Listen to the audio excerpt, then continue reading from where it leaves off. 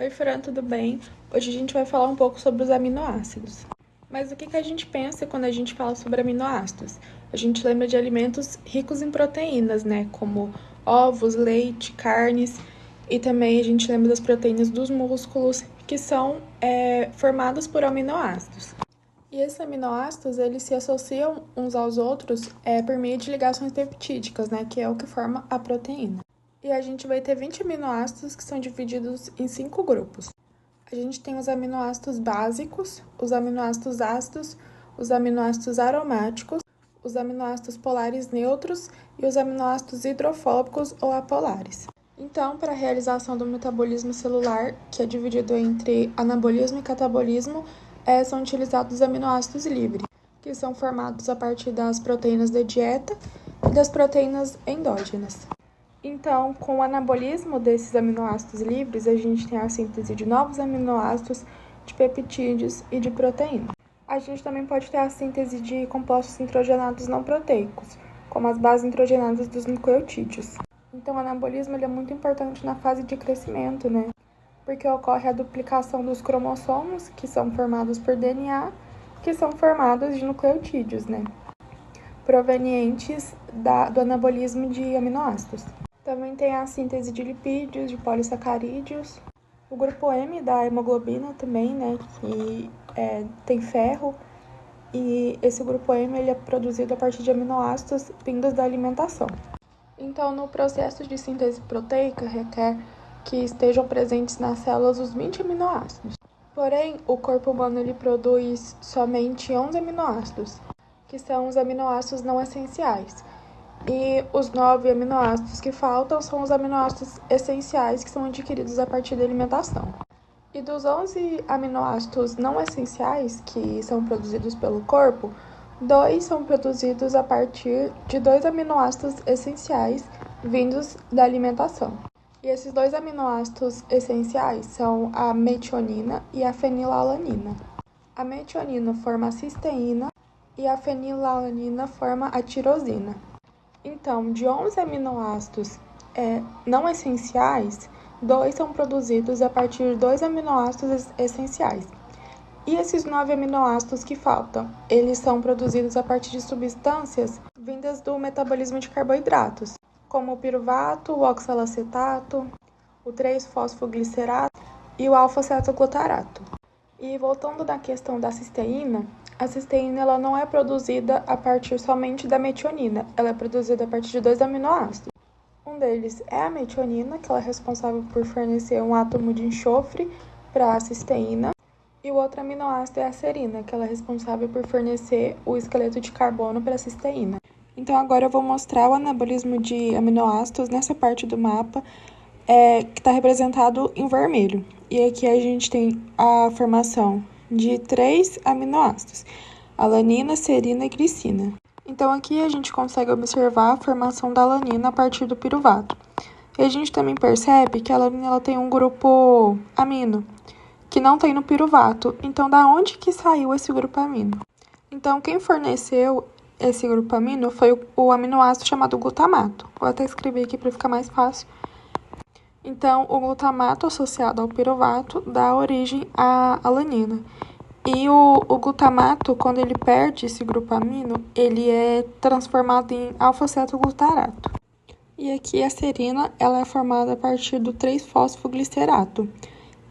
Ocorre outras reações da formação do 3-fosfoglicerato até a serina, tanto que ela adquire um grupo amino a partir dessas reações.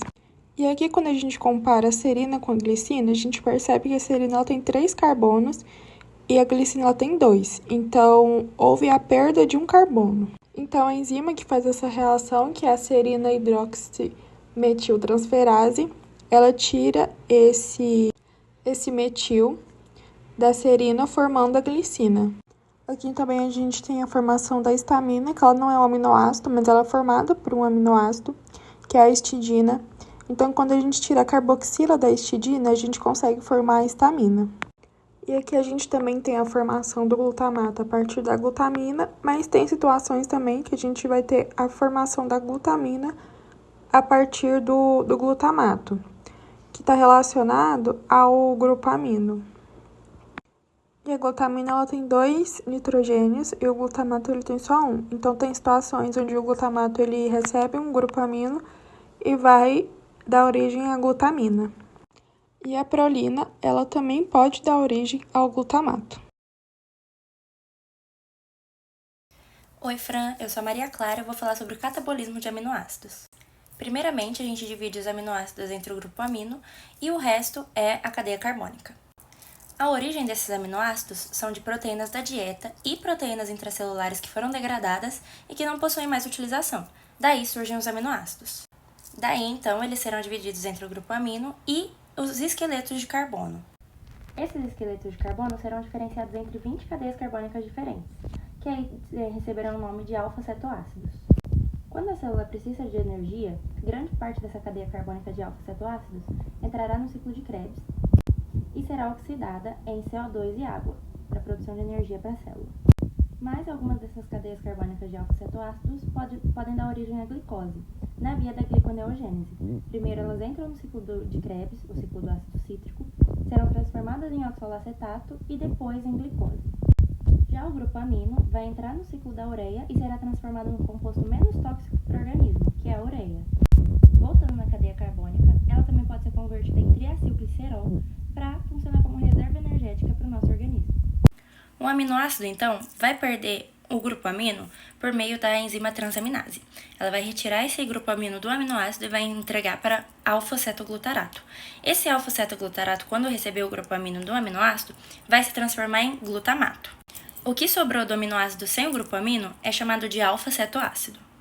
Esse glutamato é denominado da primeira reserva temporária.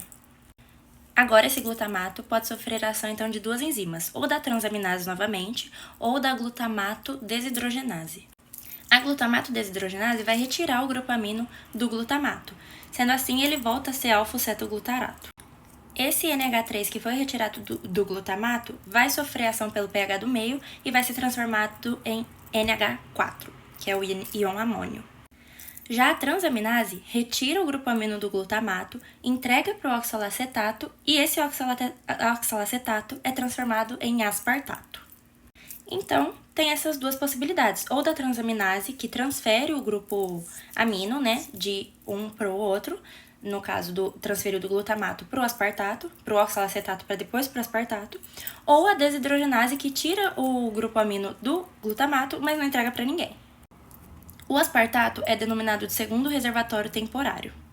Sendo assim, todos esses aminoácidos para formar ureia precisam do íon amônio, do aspartato e alguns também vão precisar do bicarbonato, que é o HCO3. Essa amônia, o NH4, ele é tóxico para os nossos tecidos, principalmente para o cérebro. Por isso é fundamental que ele seja convertido em ureia. O principal local de conversão do íon amônio para ureia é no fígado. Os aminoácidos glutamina e alanina vão ser responsáveis pelo transporte do íon amônio para passar pelos hepatócitos do fígado para serem transformados em ureia, porque eles não possuem, a glutamina e a alanina não possuem a toxicidade, então os hepatócitos não vão reagir a elas, sendo assim sendo possível levar o amônio para o fígado para ser convertido em ureia. Agora eu vou explicar o ciclo da ureia, da conversão do amônio para ureia. O íon amônio vai para dentro da mitocôndria e se associa ao CO2. Nessa associação do íon amônio ao bicarbonato, que é o CO2, tem um gasto de 2 ATPs. Nisso, forma um composto chamado de carbamoilfosfato. O carbamoilfosfato vai se ligar ao composto ornitina para se transformar em citrulina. A citrulina sai de dentro da mitocôndria e vai para o citoplasma. Agora, a citrulina vai se unir ao aspartato e nesse processo de unir a citrulina ao aspartato, tem o gasto de como se fossem 3 ATPs.